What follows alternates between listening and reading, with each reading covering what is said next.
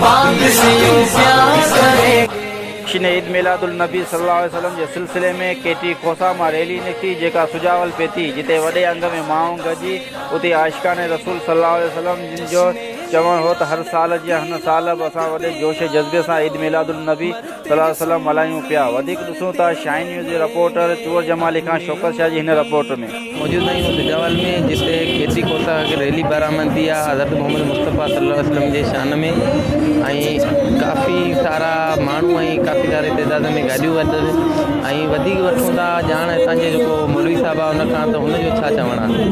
जी साईं, अल्हम्दुलिल्लाह असांजी हर साल जेको केटी खोसा खां रैली निकिरी मुरीद खोसा खां सुजावल जी तरफ़ ईंदी आहे, हिते के जेको आहे पंजतन पाक बेकरी जी तरफ़। असीं आमना जे लाल जा ग़ुलाम आहियूं। हर साल असीं मिलाद बि मल्हाईंदा आहियूं।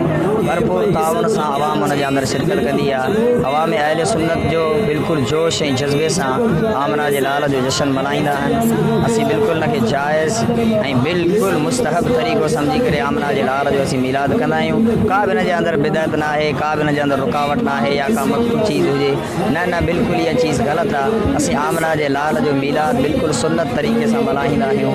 अल्लाह तबारक व तआला जो फरमान कुल बिफज़लिल्लाहि व बिरहमतिही फबिज़ालिका फलियफ़रहू। ऐं मुंहिंजा हबीब बाननि खे चओ जेको अल्लाह जो अव्हां जे मथां फज़ल ऐं करम आहे उन्हनि जे मथां ख़ुशी कनि। ज़ाहिर आहे आमना जे लाल खां वधीक को बि असांजे मथां फज़ल ऐं करम न आहे। उन जे अचण सां असांखे मुल्क पाकिस्तान बि मिलियो आहे।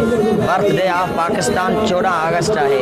इहो ॾींहुं सिर्फ़ु इन जे लाइ मल्हायो वेंदो आहे त असां मुस्लमाननि खे आज़ादी मिली आहे, हिकु अलॻि रियासत मिली आहे, हिकु अलॻि हुकूमत मिली आहे। पर आमना जे लालस जे अचण सां असांखे जहन्नम खां आज़ादी मिली आहे, असांखे कुफ्र खां आज़ादी मिली आहे। असांजो दीन इन दीन इंदल्लाहिल इस्लाम, क़ुरान थो चवे अल्लाह तबारक व तआला वटि जेकॾहिं पसंदीदा दीन आहे त उहो इस्लाम आहे। अल्हम्दुलिल्लाह असीं मुस्लमान आहियूं, मुस्तफ़ा जा ग़ुलाम आहियूं, आमना जे लाल जा चाहण वारा आहियूं।